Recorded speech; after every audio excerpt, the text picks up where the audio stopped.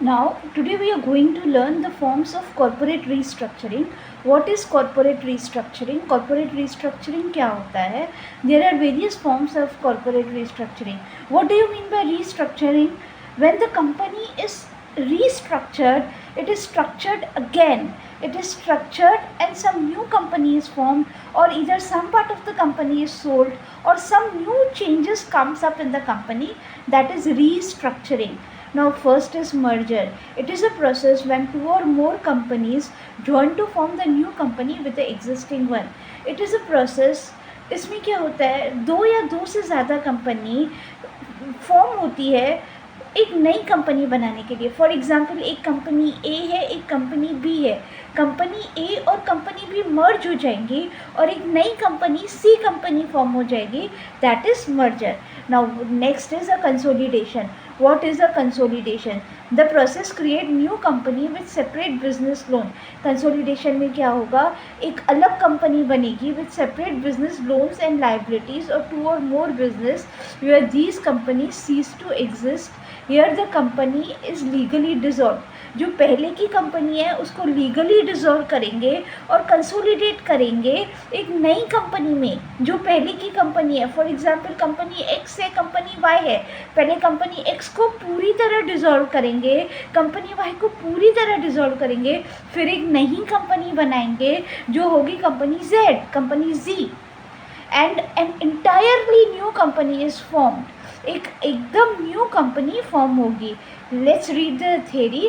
The process create the new company with the separate business, consolidations and liabilities and assets of two or more business where these companies cease to exist.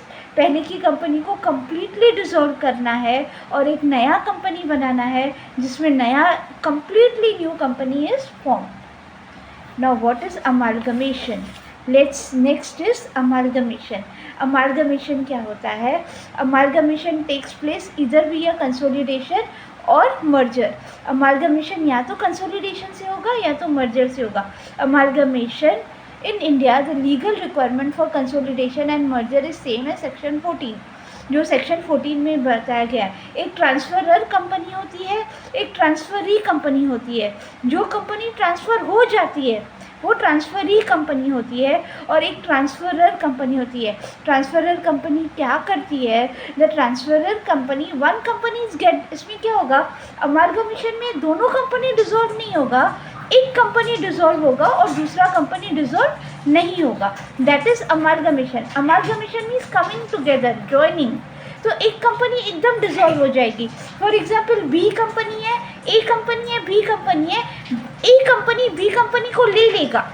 जो ए company है वो B company को amalgamate हो जाएगी और एक company बनेगी और एक नया कंपनी बनेगा.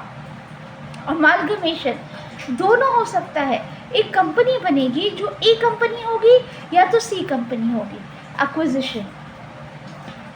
Now what is acquisition? It is a process where the business company control over other firms the company which has been purchased. अभी एक्वायर कंपनी, एक्वाइजिशन क्या होता है? एक कंपनी दूसरी कंपनी को खरीद लेती है. That is an acquisition. For example, एक B company is a small fish and A company is a big fish.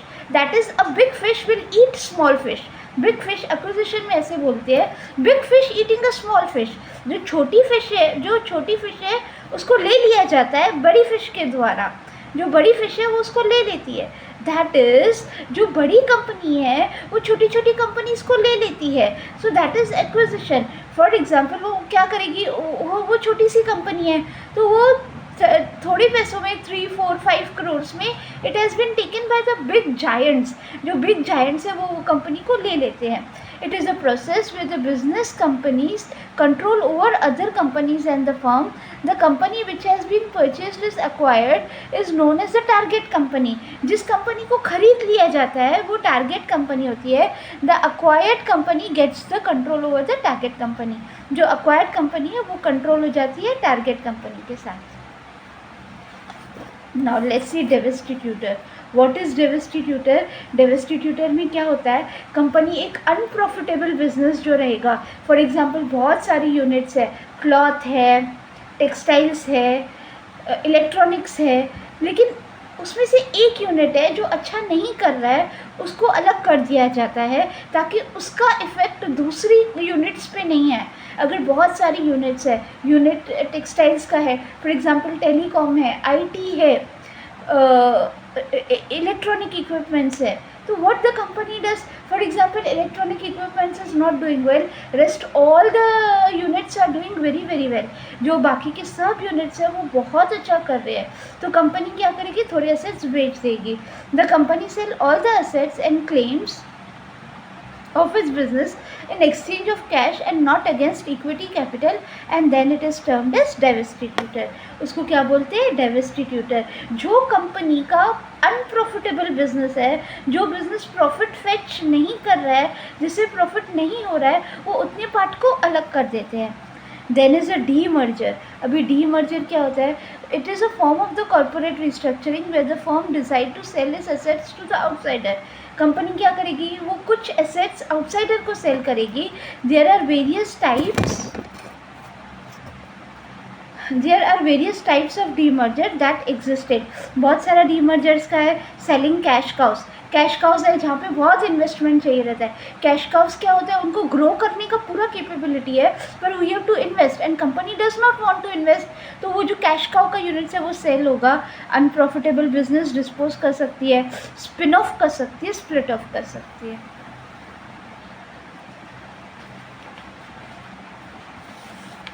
Then you have the sell off. Sell off मतलब कंप्लीट कंपनी वो completely वो sell off कर देती है। आपको लगेगा कुछ कुछ सेम है, हाँ, there will be some types which would relate to the other types, वो थोड़ा थोड़ा अदर टाइप्स के जैसा है। फॉर एग्जाम्पल आप देखोगे अमालगमेशन है, वो थोड़ा थोड़ा रिलेटेड रहेगा किसी और से, तो that is going to happen, you have to write that, आपको वो एग्जाम में लिख के आना है। The existing company sell the part of the company or the business to the third party।